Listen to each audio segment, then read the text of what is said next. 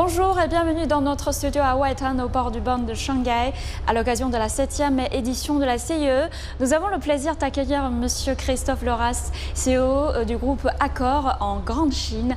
Bonjour Monsieur Loras. Bonjour. Et bienvenue sur le plateau de CGTN Merci français. beaucoup. Et cette année, nous célébrons le 60e anniversaire de relations diplomatiques entre la Chine et la France. Et comment voyez-vous le rôle des entreprises françaises dans le renforcement des liens, en particulier pendant la CIE? Écoutez, les entreprises françaises sont en Chine depuis très longtemps. Nous sommes un partenaire commercial, amical avec la Chine depuis très longtemps. Effectivement, nous célébrons le 60e anniversaire de ces relations diplomatiques. Beaucoup d'entreprises françaises, en fait, sont là depuis plus de 40 ans, pour certaines d'entre elles. Et donc, elles ont participé à cette amitié, à la construction de cette amitié franco-chinoise depuis très longtemps. Donc, ce CIE, cette année, n'est qu'un renforcement, une démonstration. Et d'ailleurs, la France est l'invité d'honneur du CIE. Et cette année, c'est près de 130 sociétés françaises qui sont présentes sur le CIE. Donc, je crois qu'on peut vraiment dire que c'est un partenariat qui est intense, qui est amical. Et puis surtout, on le sait depuis toutes ces années, les entreprises françaises, pour beaucoup, sont en Chine pour la Chine. Et elles contribuent au développement économique de la Chine. Si on regarde les enjeux d'aujourd'hui, que ce soit pour la France ou la Chine, par exemple l'enjeu du développement durable, de la décarbonation de l'économie, eh bien, les entreprises françaises ont beaucoup de savoir-faire, beaucoup de process, beaucoup de contributions à apporter à la Chine. Elles ont des avancées technologiques, elles ont de la recherche, du développement. Et donc, que ce soit pour la Chine ou pour la France, ces partenariats, cette coopération sont très forts. Il y a beaucoup de choses à faire ensemble et je crois que pendant le CIE, on observe le renforcement de cette relation entre nos deux pays. On sait que les marchés du tourisme et de l'hôtellerie ont vécu un moment difficile pendant quelques années. Et comment percevez-vous la reprise du secteur du tourisme en Chine depuis ces dernières années? Alors la reprise est assez résiliente. Le tourisme en Chine est revenu de manière très forte.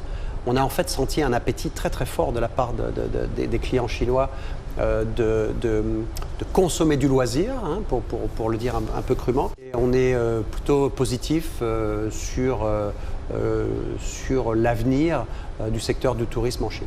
Et vous avez dit que ça fait 40 ans que Accor est installé en Chine. Et donc, quelles sont vos observations sur l'environnement du marché du tourisme en Chine? Quelles sont les caractéristiques? Alors aujourd'hui, il a complètement changé. Oui. Hein. Aujourd'hui, ce qu'on observe, c'est que c'est un marché qui a rajeuni. Hein. Oui. On observe par exemple que 40% des touristes chinois sont nés dans les années 90 ou dans les années 2000. Donc ça change complètement la donne parce que en fait, ces touristes, ces voyageurs voyagent de manière complètement différente. Donc c'est fini, les groupes tours, c'est terminé, les excursions, c'est fini. Ils veulent des expériences qui sont personnalisées, qui leur apportent quelque chose au niveau de la santé, au niveau de l'exploration. Ils veulent participer à des festivals, aller voir des musées, aller voir des concerts. Ils veulent qu'il y ait du contenu. Et puis, vu que c'est aussi une clientèle très jeune, il y a beaucoup d'interactivité avec les plateformes digitales. Donc c'est à nous aussi de nous adapter, parce qu'on parle à nos clients pas seulement quand ils viennent nous voir, mais on leur parle avant et on leur parle après leur séjour. Donc ça a changé. Et puis surtout, ce qu'on observe, c'est que cette jeune clientèle voyage de manière différente, mais elle a une influence sur les autres générations. Donc les voyageurs qui ont 40 ans, 50 ans, 60 ans ou plus, en fait, se comportent maintenant comme les jeunes générations. Ils veulent les mêmes aventures expérientielles, ils veulent voyager ils veulent plus indépendants. Et donc ça, c'est vraiment quelque chose qu'on observe aujourd'hui, la manière dont le voyageur chinois, en fait, prend beaucoup plus d'indépendance. Et demande un contenu qui soit plus personnalisé et qui soit plus en fait passionnant pour nourrir son âme en fait. Le tourisme en Chine se développe tellement rapide et dans l'autre sens, les voyageurs internationaux, comment voyez-vous? Le gouvernement a fait énormément d'efforts, beaucoup d'initiatives, notamment sur les visas, qui permettent à beaucoup de pays de voyager. Donc on voit revenir beaucoup de touristes entrants. On n'est pas encore revenu au niveau pré-Covid, mais voilà, on ne se fait pas de soucis, on sait que ça va revenir. Et c'est même revenu en fait plus vite que ce à quoi on s'attendait. Donc voilà, ça va continuer et puis on va forcément revenir à des niveaux. On estime que d'ici entre 2030 et 2035, en fait, la Chine sera une des premières destinations touristiques mondiales. Donc on ne se fait pas de soucis sur ce sujet-là. Donc on peut dire que le marché chinois reste un marché très prometteur. Et Accor annonce, si je ne me trompe pas, avoir atteint 700 hôtels en Chine déjà. Donc où se situe la Chine en tant que marché pour groupe Accor?